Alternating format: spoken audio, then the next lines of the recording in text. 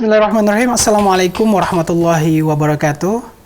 Alhamdulillah pemirsa TVmu dimanapun Anda berada, semoga senantiasa dalam limpahan kesehatan, keberkahan, dan rahmat Allah Ta'ala. Alhamdulillah kembali hadir bersama saya Ihsan Marsha dalam diskusi reflektif bulan bermuhammadiyah. Seperti biasa, dalam momentum Milad 109 tahun Persyarikatan Muhammadiyah, program diskusi reflektif bulan bermuhammadiyah menghadirkan perwakilan dari majelis, lembaga, organisasi otonom, dan amal usaha persyarikatan yang akan berbicara tentang kiprah dan juga sumbangsihnya dalam mewujudkan dan implementasikan tentunya berkaitan dengan visi dan misi serta syiar dakwah Persyarikatan Muhammadiyah. Dan diskusi reflektif bulan bermuhammadiyah kali ini, insya Allah kita akan menyapa organisasi otonom pelajar Muhammadiyah, yakni Ikatan Pelajar Muhammadiyah. Untuk itu sebelum kita menyapa para narasumber yang telah hadir pada kesempatan kali ini telah hadir Ketua Umum dan Sekjen Ikatan Pelajar Muhammadiyah periode 2021-2023. Pemirsa, tadi kita saksikan bersama profil dari Ikatan Pelajar Muhammadiyah, organisasi otonom persyarikatan yang paling muda dalam segi usia, tentunya berkaitan dengan organisasi otonom yang berbicara tentang dalam konteks pelajar di tanah air, di lingkungan persyarikatan khususnya. Dan langsung saja saya perkenalkan narasumber kita pada bulan bermuhammadiyah kali ini. Bersama telah hadir di sisi kanan saya Nasir Effendi selaku Ketua Umum Ikatan Pelajar Muhammadiyah periode 2021-2023. Assalamualaikum Mas Nasir. Sehat? Alhamdulillah sehat. Alhamdulillah ya. Dan juga telah hadir Sekjen Hilal Fatur Rahman. Assalamualaikum Mas Hilal. Waalaikumsalam. Apa kabar? Alhamdulillah sehat Mas. Insyaallah luar biasa. Tampak bersemangat hadir untuk berbagi bersama pemirsa TVmu dalam diskusi reflektif dalam Milad 109 tahun Persyarikatan Muhammadiyah. Baik, Mas Nasir, Mas Hilal, mungkin mengawali perbincangan kita tentu seperti biasa di momentum bulan bermuhammadiyah kita banyak bicara secara historis ya. Bagaimana sejarah hadirnya majelis, lembaga, dan ortom. Nah, kali ini kita bicara tentang Ikatan Pelajar Muhammadiyah. Bisa diceritakan bagaimana hadirnya, lahirnya IPM ini di lingkungan persyarikatan. Mungkin Mas Nasir dulu, Ketua Umum. Oke. Secara kelahiran IPM, jauh sebelum 18 Juli 1961, sebenarnya upaya-upaya untuk mendirikan IPM dari berbagai daerah sudah ada sejak tahun 1919. Itu di mana di titik-titik di Sulawesi Selatan, di Makassar, kemudian di Malang, kemudian di Solo, di Jogja, semuanya sudah ada beberapa kelompok-kelompok yang itu ingin memiliki sama-sama keinginan bahwasanya perlu ada wadah atau komunitas yang berdiri di dalam naungan pelajar di tingkat pelajar di Muhammadiyah. 19 kemudian tidak semudah itu. Dulu banyak resistensi atau berbagai penolakan termasuk dari pimpinan pusat Muhammadiyah karena waktu itu dianggap IPM masih belum perlu. Jadi pelajar masih bisa diakomodasi oleh pemuda dan lain-lain sehingga dianggap IPM belum diperlukan. Namun dengan berbagai cara, kemudian ada forum ya, konferensi di Garut waktu itu dengan bantuan dari Kakanda Pemuda itu memiliki inisiatif ya dan mendorong untuk bisa IPM ini untuk didirikan. Itu kemudian juga setelah konferensi itu di tahun berikutnya di tahun 1961 juga itu sudah ada melalui forum konferensi di Solo waktu itu akhirnya IPM disahkan ya di tanggal 18 sampai 20 Juli 1961 dan 18 Julinya ditetapkan sebagai hari lahir IPM waktu itu. Itu dinamika lahirnya Ikatan Pelajar Muhammadiyah. Dan juga dari segi nomenklatur juga sempat ini ya, sempat ada perubahan. Dan juga memang bicara tentang pelajar di lingkungan persyarikatan juga mempunyai karakter dan juga segmen dakwah tersendiri. Dan juga mungkin dari Mas Ilham bisa menambahkan berkaitan tadi secara historis. Ya, berkaitan dengan Ikatan Pelajar saya kira apa yang sudah disampaikan Mas Nasir itu sudah cukup menggambarkan kira-kira dinamika yang terjadi sehingga bisa lahirnya Ikatan Pelajar Muhammadiyah. Dalam hal ini barangkali saya ingin menambahkan bahwa Ikatan Pelajar Muhammadiyah itu juga lahir sesuai dengan konteks yang yang ada pada saat itu gitu kira-kira. Tahun 1960-an itu kan kira-kira negara kita sedang berada dalam konteks Nasakom ya kira-kira. dan apa namanya negara saat itu memiliki harmonisasi yang baik dengan PKI gitu kira-kira, dan apa namanya anak-anak muda pada saat itu juga menjadi sasaran gitu kira-kira dalam organisasi-organisasi saya PKI itu. Nah, makanya menjadi relevan dan sangat penting kira-kira hadirnya Ikatan Pelajar Muhammadiyah gitu kira-kira untuk supaya membentengi apa yang menjadi konteks pada saat itu gitu. Jadi relevansi itulah kira-kira yang apa namanya membuat IPM hadir dan bisa bertahan sampai hari ini saya kira. Masya Allah, tentu dengan Muhiroh tadi ya, ada persoalan bangsa dan persaikatan khususnya di lingkungan pelajar juga tidak tinggal diam. Bahkan di kalangan pelajar persaikatan menghadirkan IPM sebagai jawaban atas permasalahan bangsa di saat itu hingga saat ini IPM terus hadir. Nah, kalau bicara tentang sebaran dari Ikatan Pelajar Muhammadiyah saat ini mungkin bisa disampaikan boleh dari Mas Sila atau Mas Nasir dulu berkaitan dengan pelajar Muhammadiyah ini kan juga mencakup siswa-siswa di usaha pendidikan Muhammadiyah ini juga luar biasa, angkanya tidak sedikit. Silakan Mas. Secara sebaran, kuantitas IPM di seluruh Indonesia tersebar melalui 34 provinsi sesuai dengan administrasi di Indonesia dari ujung barat sampai ujung timur. Dan secara basis masa kita itu tidak hanya di sekolah Muhammadiyah. Jadi pimpinan ranting di IPM itu ada yang di sekolah Muhammadiyah, ada yang di pondok pesantren, ada yang di panti asuhan, ada yang di desa, kelurahan, ada juga yang ada di musola, takmir, remaja masjid, itu juga menjadi bagian dari IPM. Bahkan di beberapa daerah sekarang sudah masuk IPM itu yang masuki ke ranah sekolah dasar untuk menggunakan IPM lebih lanjut. Dan itu yang menjadi basis masa kita. IPM ini banyak, tidak hanya di sekolah Muhammadiyah saja, namun juga ke depan gimana caranya bisa merambah ke sekolah-sekolah yang di luar Muhammadiyah, itu juga menjadi bagian penting dari IPM untuk bisa melebarkan sayap dakwahnya. Gitu. Baik, Mas Nasir juga bicara tentang Ikatan Pelajar Muhammadiyah. Ini kalau kita bicara soal angka bisa disebutkan atau kalkulasi seberapa? Memang karena kalau kayak seperti secara organisasi ya, IPM termasuk Muhammadiyah kita bisa mengklaim ya angkanya berapa gitu. Termasuk IPM Ikatan Pelajar juga bicara tentang angka. Cuman kalau misalnya di IPM kita bisa menetapkan angka itu kalau misalnya ada terdaftar secara anggota secara resmi kan. Seperti itu. Tapi ada estimasinya berapa gitu?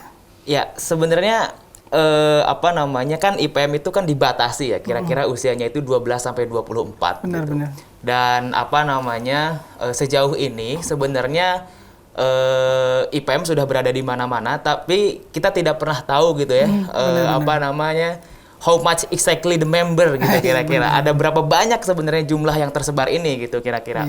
Nah, makanya sebuah ikhtiar dari pimpinan pusat Ikatan Pelajar Muhammadiyah itu melakukan pendataan, kita sebut namanya MyIPM.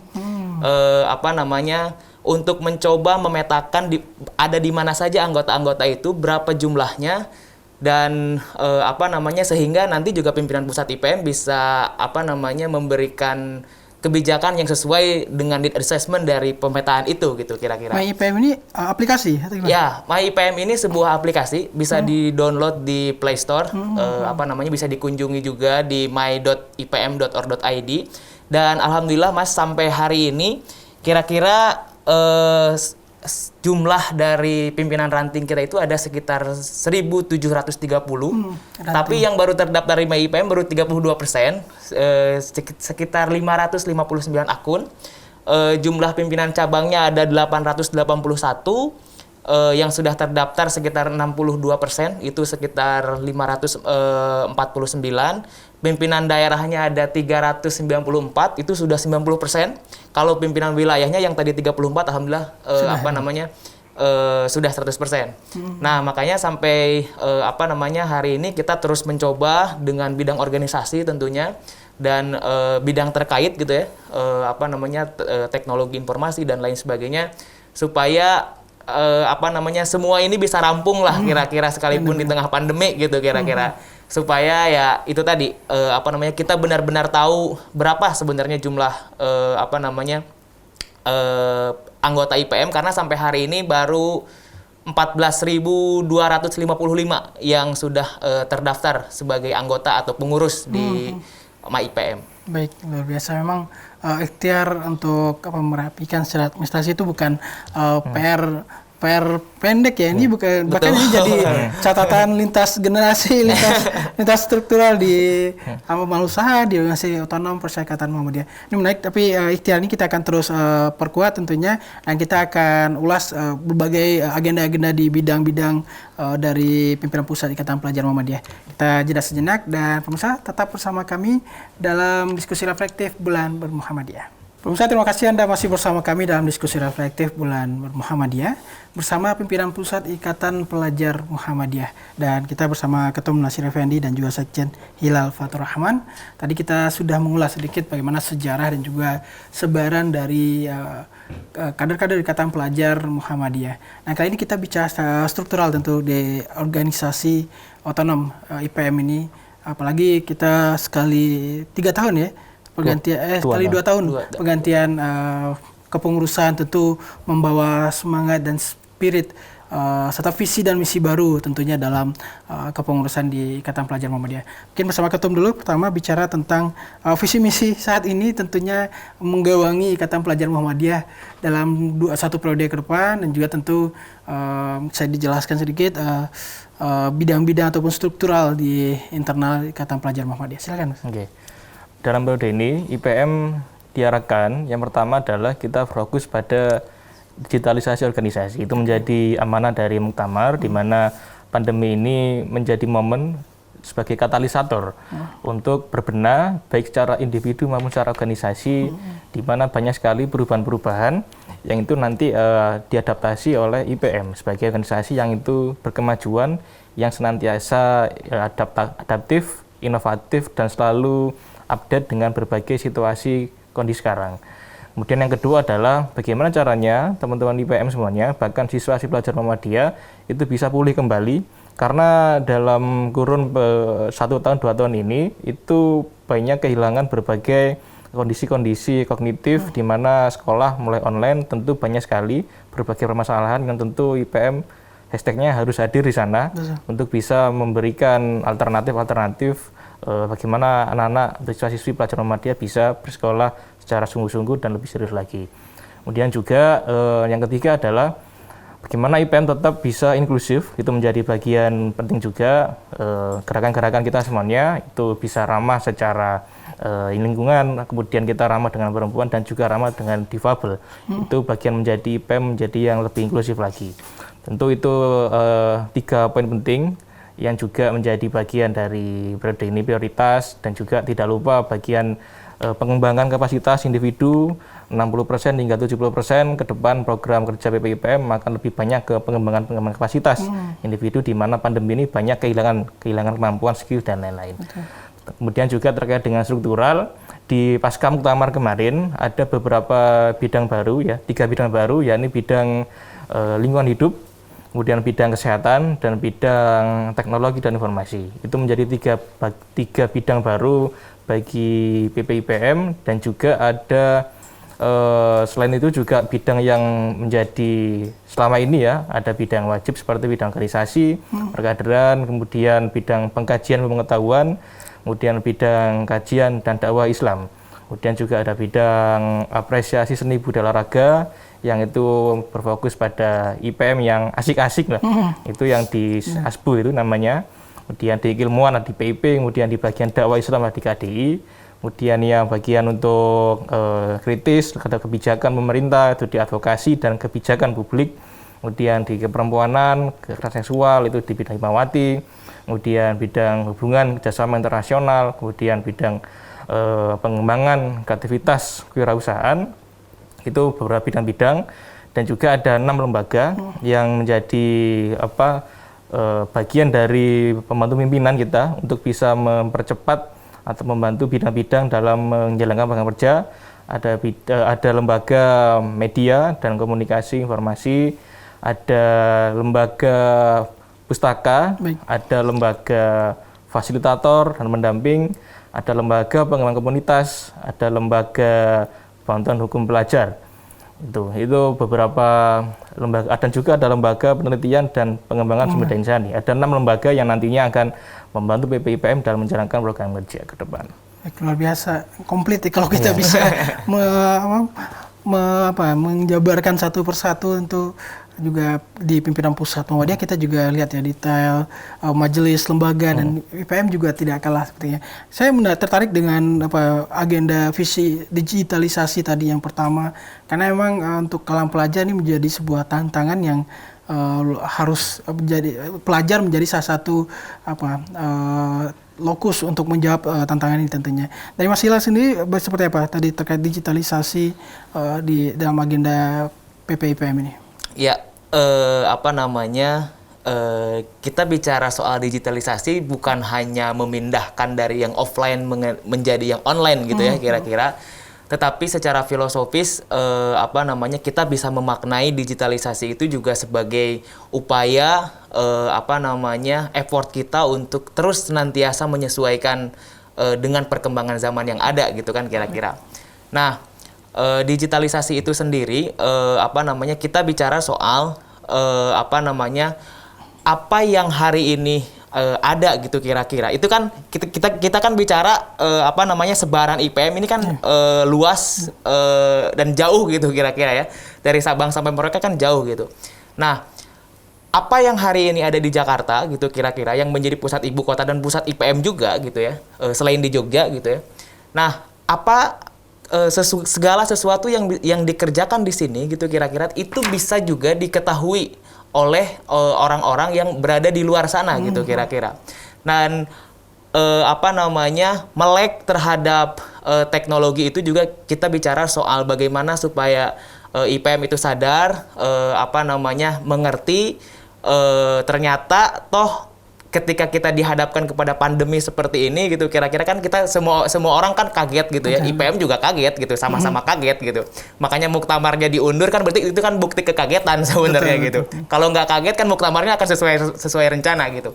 Nah, makanya itulah kira-kira yang menjadi penting dalam konteks digitalisasi ini sehingga pada akhirnya ya segala sesuatu arah sejarah dunia ini kemana gitu kira-kira IPM tetap hadir, bisa menyesuaikan dan hadir gitu untuk senantiasa memberikan solusi alternatif gitu ya setidak-tidaknya gitu buat IPM itu sendiri, tetapi ya mudah-mudahan juga bisa memberikan manfaat juga buat pelajar secara umum gitu kira-kira. Mas. Luar biasa, tentu sesuai dengan visi Persyarikatan menjadi gerakan progresif ya.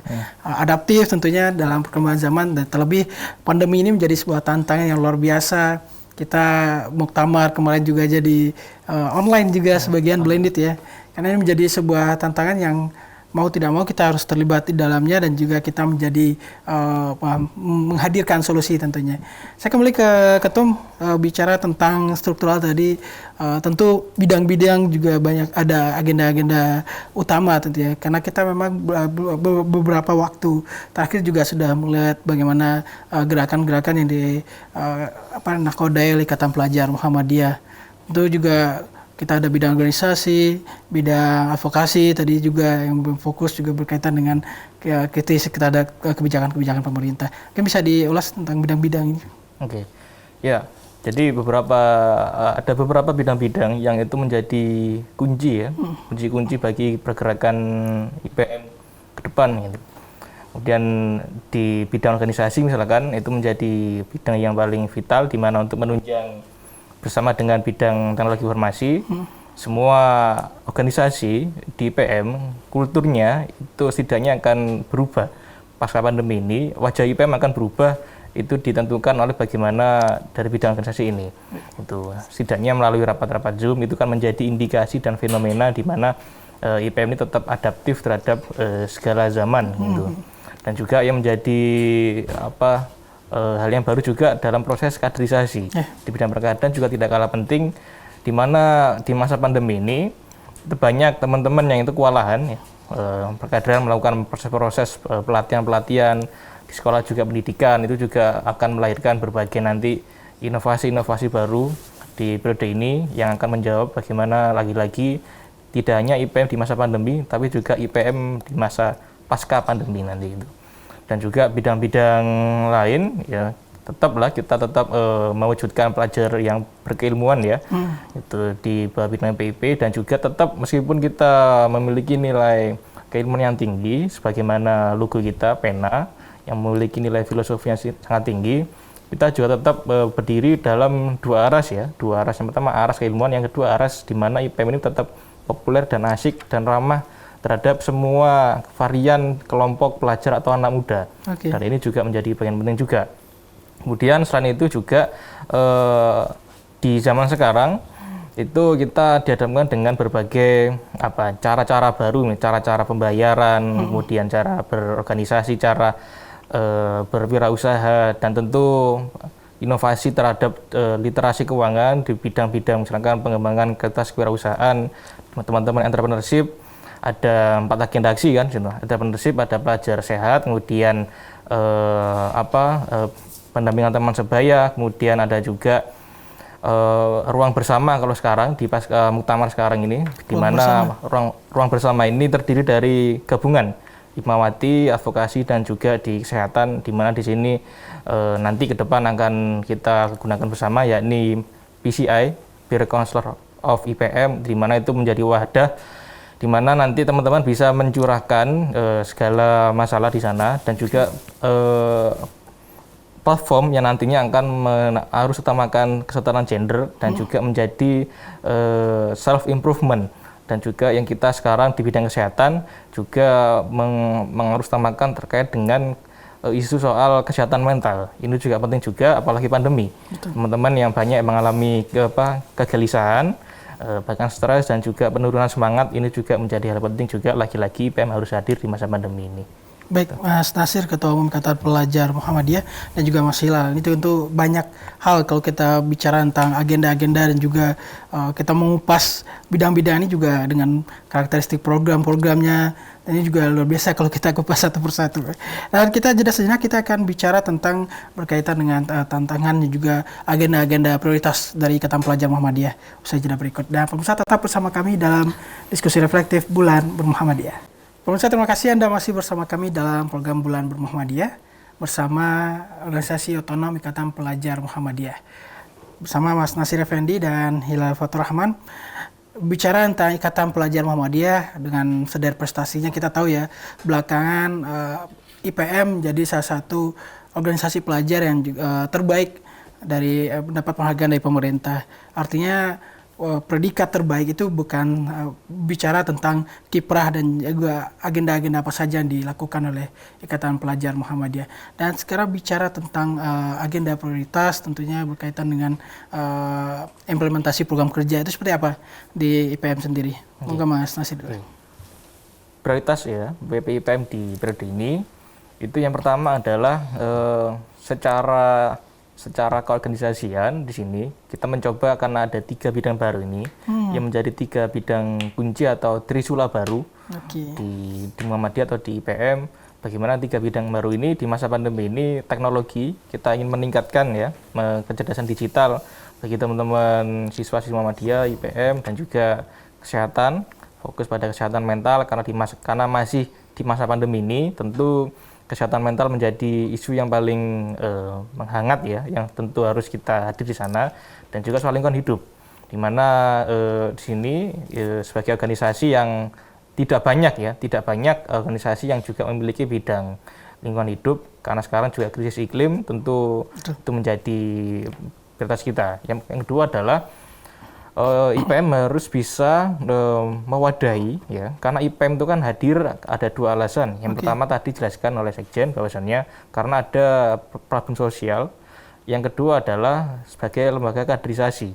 Nah, itu ada kebutuhan, ada juga tuntutan di sana. Dan bagaimana caranya siswa-siswi Muhammadiyah ini itu bisa mendapatkan akses, kemudian pendidikan, kemudian skills yang mereka butuhkan, kemudian kita arahkan bagaimana sejatinya IPM ini memiliki berbagai ilmuwan muda dan juga berbagai talenta muda. Nah, manajemen talenta ini yang kita coba arahkan melalui tadi yang saya sampaikan, bahwasanya program ke depan itu diarahkan pada pengembangan kapasitas dan juga penerimaan manfaat. Dan juga yang terakhir adalah bagaimana caranya teman-teman ini bisa, sekarang sudah zamannya global, kita sudah sangat tertinggal jauh, tentu kita harus mengejar bagaimana teman-teman IPM, siswa Muhammadiyah bisa setidaknya merasakan atau mencicipi dunia-dunia yang itu berkaitan dengan internasional, global, dan lain-lain. Setidaknya bagaimana mendorong teman-teman ikut berprestasi internasional dan juga konferensi, kemudian exchange dan lain-lain, itu tentu menjadi dorongan. Tentu kita IPM harus memberikan daya simultan, ya, daya simultan teman-teman bisa mengarahkan ke sana. Itulah yang menjadi prioritas PPIPM ke depan, gitu, seperti ini. Baik, agenda-agenda luar biasa. Makanya memang pelajar hadir, organisasi pelajar hadir untuk menjawab persoalan-persoalan dan juga tantangan bagi pelajar di tanah air tentunya. Ada persoalan tadi pertama teknologi dan juga persoalan secara umum menjadi perhatian Persyarikatan, dan menarik juga persoalan lingkungan. Masihlah bicara tentang perhatian dari Ikatan Pelajar Muhammadiyah terkait perubahan iklim, dan juga disinggung berkaitan dengan difabel, persoalan difabel itu seperti apa, Mas? Karena memang di lingkungan pelajar ini juga menjadi sebuah bagian tersendiri, mulai dari edukasi pelajar terkait lingkungan gitu, dan juga tadi ramah difabel. Silakan. Ya,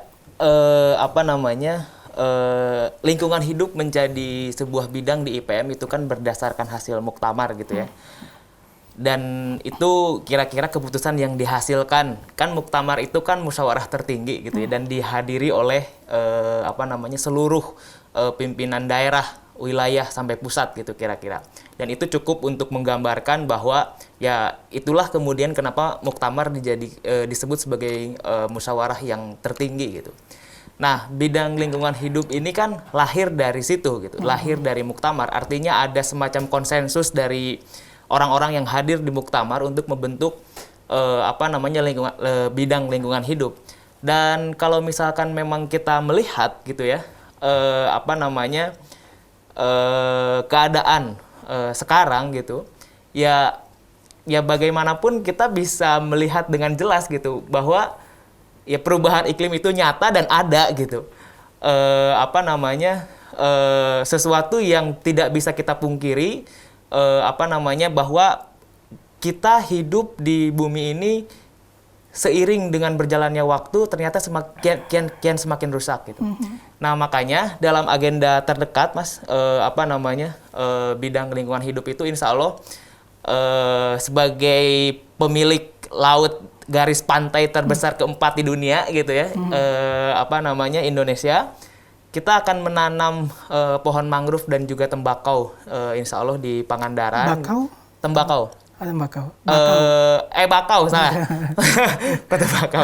Karena ini menarik karena ada ikhtiar pengendalian tembakau.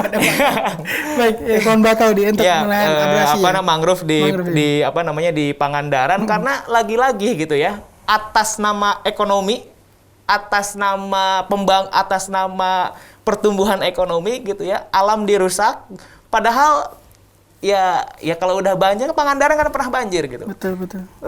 Tetapi atas kesombongan kita untuk mencapai sesuatu, keserakahan kita, pada akhirnya laut kita rusak, dan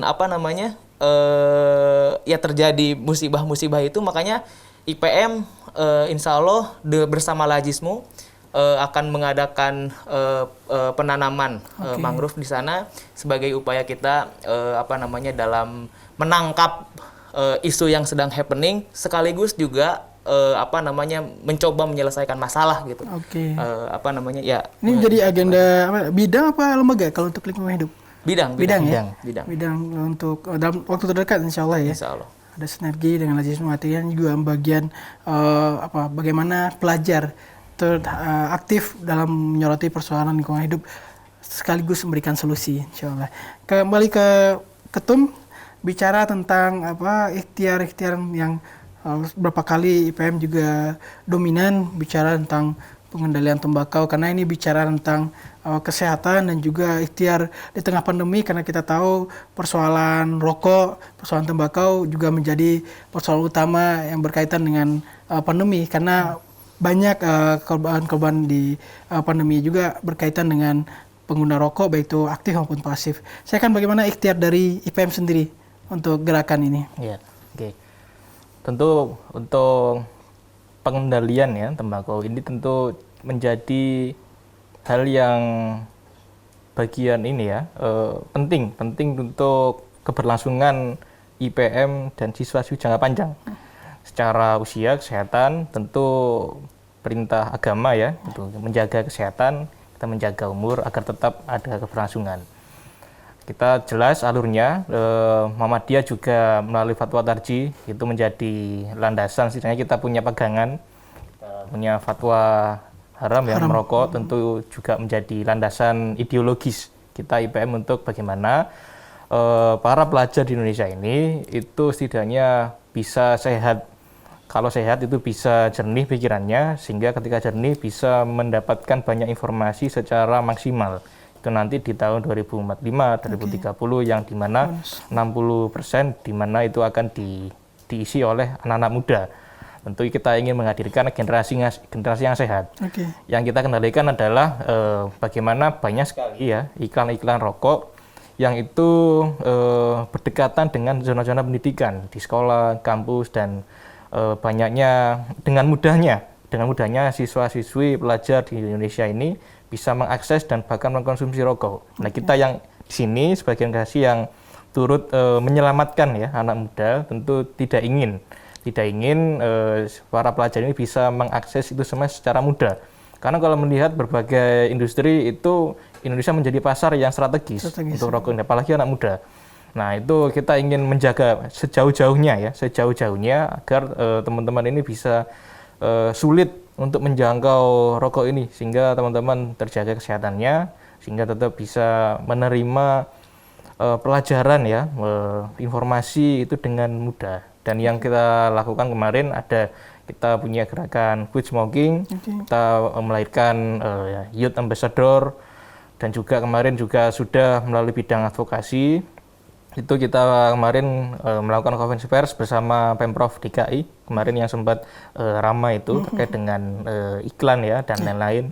Itu juga menjadi komitmen kita bagaimana tujuannya sederhana untuk gimana caranya ke depan itu anak-anak generasi muda tetap bisa sehat gitu saja gitu dari rokok. Baik, luar biasa. Karena memang kita lihat agenda pengendalian tembakau, gerakan anti rokok ini menjadi agenda yang luar biasa di periode lalu juga terus aktif. Dilanjutkan sekarang ini tentu menjadi salah satu komitmen konkret dari Ikatan Pelajar Muhammadiyah berkaitan menghadirkan pelajar yang berkualitas tentunya.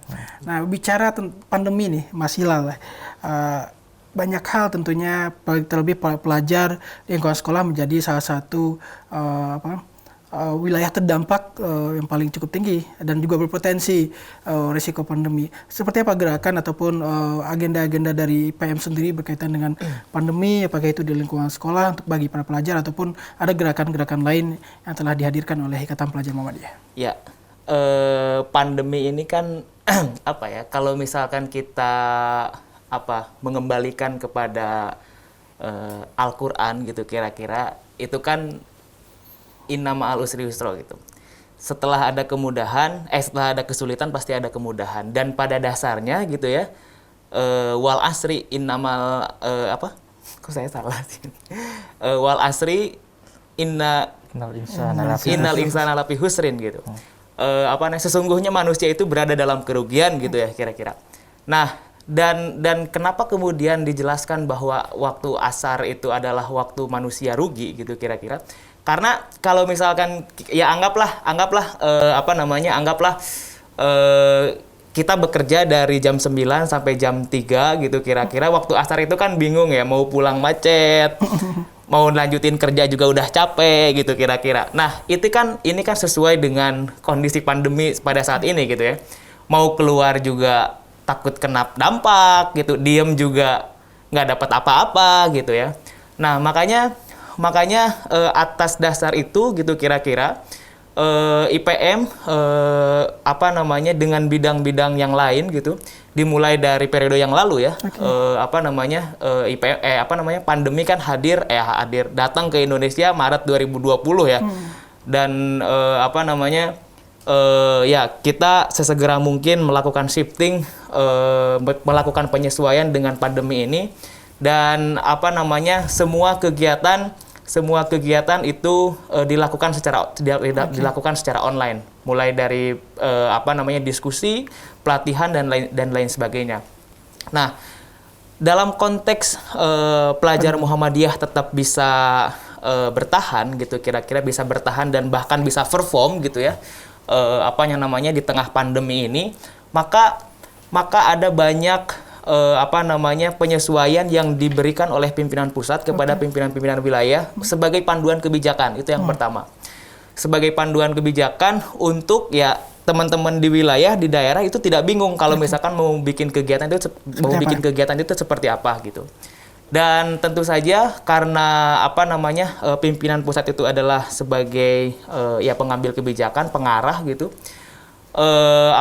Kita mulai membuat gitu ya panduan-panduan banyak hal gitu, untuk supaya IPM tetap on the track, mencapai tujuannya, sekalipun di tengah pandemi. Maka dari itu ya kembali ke yang tadi gitu, digitalisasi ini menjadi hal penting.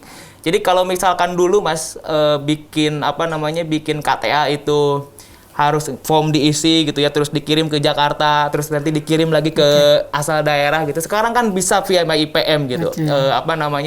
Cukup kita melakukan ketik di komputer, tinggal nanti dikonfirmasi kalau misalkan belum ada feedback dari pengelola, langsung jadi dan bisa langsung dicetak gitu. Nah, itulah upaya-upaya sebenarnya yang bisa dilakukan gitu oleh pimpinan pusat IPM supaya tetap IPM ini bisa perform, dan tentu saja dengan pelatihan-pelatihan yang sesuai dengan digitalisasi gerakan itu gitu. Oke, luar biasa. Artinya IPM juga selain tadi ya memberikan edukasi berkaitan bagaimana aktivitas kepelajaran di lingkungan sekolah di tengah pandemi, juga tadi bicara tentang digitalisasi, akses dan inovasi dalam mempermudah administrasi dalam organisasi. Luar biasa, ini menjadi sebuah gerakan yang tentunya harus semakin diperkuat ke depannya. Insya Allah. Baik, kita akan kembali Mas Hilal dan juga Mas Nasir bicara tentang Ikatan Pelajar Muhammadiyah. Kita jeda sejenak dan pemirsa tetap bersama kami dalam diskusi reflektif Bulan Bermuhammadiyah. Pemirsa, alhamdulillah Anda masih bersama kami dalam diskusi reflektif Bulan Bermuhammadiyah bersama Ikatan Pelajar Muhammadiyah. Tadi kita sudah menyimak beberapa agenda yang luar biasa telah dihadirkan oleh organisasi pelajar dari Persyarikatan Muhammadiyah menjawab berbagai tantangan dan juga persoalan bangsa, insya Allah. Terlebih di tengah pandemi menjadi sebuah ikhtiar yang luar biasa telah dihadirkan oleh teman-teman Ikatan Pelajar Muhammadiyah. Dan kali ini kita bicara tentang berorganisasi tentu dapat berjalan dengan sinergi yang kita bangun oleh berbagai pihak tentunya. Mungkin saat ini saya ketom dulu kerjasama yang dibangun selama ini bersama apakah itu organisasi atau pemerintah, seperti apa Mas Nasir? Oke. Tentu ini menjadi kolaborasi ya. Kita sekarang hidup di mana kita tidak bisa berjalan sendiri. Kalau kita ingin melakukan suatu kebaikan, maka kita harus melakukan secara bersama-sama. Dan kolaborasi ini baik secara pemerintahan, non-pemerintahan, NGO telah menjadi bagian tradisi bagi IPM. Kemarin kami sudah melakukan berbagai audiensi ya. Kemarin yang pertama pasca pelantikan kami sudah ke Perpusnas kemarin, Perpustakaan Nasional, di mana kita akan nanti bekerjasama dalam rangka membuat dan menyediakan taman baca kepada wilayah-wilayah atau daerah-daerah yang itu termasuk dalam 3T. Itu menjadi bagian komitmen IPM sebagai gerakan keilmuan yang identik dengan literasi. Kemudian juga kemarin dengan Komisi Perlindungan Anak Indonesia, KPAI, juga kita sudah berkomitmen untuk bisa sharing berbagai isu-isu kekerasan anak dan perempuan, dan itu nanti akan menjadi bagian dari gerakan di advokasi bidang publik dan juga bidang imamati. Kemudian juga lembaga yang non pemerintahan dengan pengendalian tembakau kita juga koordinasi dengan NGO yang berkaitan dengan itu, dengan The Union, kemudian itu juga bagian dari pengendalian tembakau, kemudian juga kemarin ada dari ECPAT, itu juga NGO atau LSM yang itu bergerak pada anak, kemudian juga banyak sekali, itu beberapa yang menjadi partner-partner ya di IPM. Tentu ke depan masih banyak lagi, karena ini masih 5 bulan ya, atau 3-4-5 bulan pasca pelantikan, tentu ke depan akan masih banyak lagi yang nanti akan kita raih, dan juga berbagai organisasi internasional bahkan ya. Baik.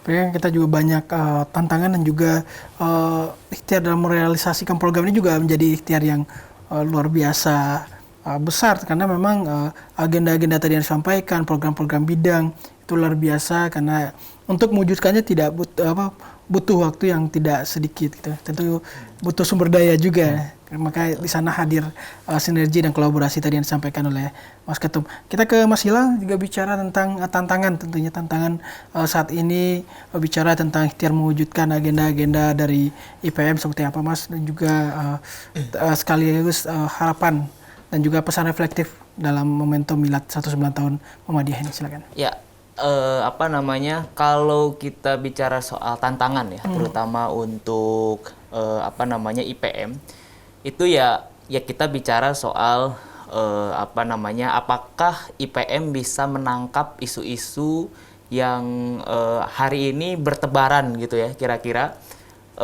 dan kemudian setelah bisa menangkap isu itu, eksekusinya seperti apa gitu. Kan kalau misalkan kita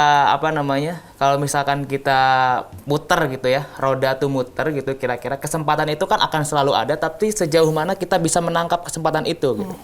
Nah, makanya untuk bisa gitu ya menangkap setiap kesempatan-kesempatan yang ada itu gitu ya, tantangannya adalah ini pandemi lagi-lagi gitu ya, back to pandemi gitu. Tetapi pelatihan itu gimana caranya bisa tetap efektif, pesannya nyampai, apa yang sudah menjadi kesepakatan dalam pedoman pedoman perkaderan itu bisa sampai dan diterima gitu. Nah, untuk bisa pesan itu sampai ke pelajar, nah itu yang saya kira itu cukup sulit dan penuh tantangan gitu di tengah pandemi ini, karena bagaimanapun pertemuan fisik itu tidak akan pernah tergantikan buat saya. Tatap muka itu tidak pernah tergantikan, sekalipun itu ada Zoom juga gitu. Pertemuan itu tetap menjadi satu hal yang urgent gitu. Baik. Gitu. Baik, terakhir Mas Hilal mungkin sebagai closing statement tentunya dalam refleksi Milad 19 tahun Muhammadiyah untuk IPM, untuk Persyarikatan, sekaligus mungkin ada himbauan untuk kader-kader IPM di seluruh Indonesia, silakan. Ya, harapan gitu ya untuk Muhammadiyah yang akan segera berusia 109 tahun. James Peacock itu pernah mengatakan bahwa Muhammadiyah adalah the biggest organization in Asia, even in the world gitu. Jadi Muhammadiyah dengan feeding, schooling, dan healingnya itu sudah berada di mana-mana gitu ya. Dan harapannya tentu saja adalah kualitas daripada pelayanan dari schooling, feeding, dan healing itu bisa terus ditingkatkan. Dan ya kalau misalkan saya mengutip Pak Sudium Markus itu kan, Muhammadiyah ini katanya negara dalam negara gitu, karena banyak hal yang dimiliki oleh Muhammadiyah gitu. Nah, maka dari itu apa yang hari ini sudah dimiliki oleh oleh Muhammadiyah, mudah-mudahan gitu ya beberapa tahun ke depan gitu ya, itu bisa jauh lebih bisa dipertahankan, bahkan bisa ditingkatkan gitu. Itu harapan besar kami, dan mudah-mudahan juga kemajuan yang dicapai oleh Muhammadiyah gitu ya, itu bisa diikuti juga oleh IPM gitu. Sehingga IPM-nya ikut maju, Muhammadiyahnya juga maju gitu kira-kira Mas. Oke, mungkin ada himbauan untuk teman-teman kader pelajar. Ya, buat teman-teman kader se-Indonesia, saya kira yang paling penting adalah karena sekarang sudah mulai memasuki PTM tatap muka, jangan lupa untuk selalu menjaga protokol kesehatan, banyak-banyak baca buku dan juga menulis sesuai dengan identitas kita, pena dan buku, dan sesuai dengan agenda kita bersama dalam melaksanakan pendataan secara nasional. Jangan lupa untuk selalu ikuti apa yang happening di IPM dengan mengunjungi ipm.or.id, dengan selalu menyimak perkembangan IPM melalui Instagram ppipm @ppipm, dan juga mengisi apa yang sudah disediakan oleh MyIPM untuk supaya IPM menjadi sebuah big data, sehingga IPM bisa lebih terarah dengan data-data tersebut. Gitu. Baik, terima kasih Mas Hilal, Sekjen Ikatan Pelajar Muhammadiyah. Kita ke Ketum, sama closing statement untuk bicara tentang ikhtiar pimpinan Pusat Ikatan Pelajar Muhammadiyah ke depan, dan juga tentunya bicara tentang refleksi 109 tahun Muhammadiyah serta himbauan untuk kader-kader Ikatan Pelajar Muhammadiyah di seluruh tanah air. Silakan. Ya. Baik, IPM atau Muhammadiyah di era sekarang itu bukan lagi diuji dari sisi kekuatannya, tapi diuji dari sisi fleksibilitasnya atau kelenturannya. Sekarang di era disrupsi, kemudian IPM dan Muhammadiyah itu memang organisasi yang sejak awal disetting ya, itu menjadi organisasi yang modern. Modern itu identik dengan sistematis, rapi, kemudian serba terstruktur. Okay. Tentu di pasca pandemi ini, harapan saya baik IPM atau Muhammadiyah itu sama-sama bisa mengadaptasi dengan berbagai kondisi-kondisi yang serba cepat dan serba tidak terukur. Okay. Maka butuh penyesuaian gaya baru dalam berorganisasi dan dalam melakukan kaderisasi. Apakah Muhammadiyah di masa yang akan datang akan tetap terus membangun rumah sakit, panti asuhan, atau juga amal usaha yang memiliki trisula, feeding, schooling gitu. Apakah tetap menjadi dipertahankan, ataukah Muhammadiyah harus mencoba merambah ke setiap elemen dan segmen yang baru? Jadi Muhammadiyah ke depan tidak hanya atau bukan lagi atau tidak boleh meromantisasi terkait dengan feeding, schooling, dan healing. Okay. Tapi juga sekarang banyak sektor-sektor yang itu justru membutuhkan Muhammadiyah hadir di sana. Dan IPM sebagai organisasi yang itu bergerak di pelajar, anak muda, tentu IPM Muhammadiyah sekarang kita memang akui, kita kalah secara objektif dengan berbagai kontestasi, konstelasi di dalam media sosial. Itu tentu itu menjadi penting juga bagaimana Muhammadiyah dan IPM sama-sama hadir. Bahwasanya sekarang kita tidak bisa mendikotomi, ada dunia virtual dan non-virtual.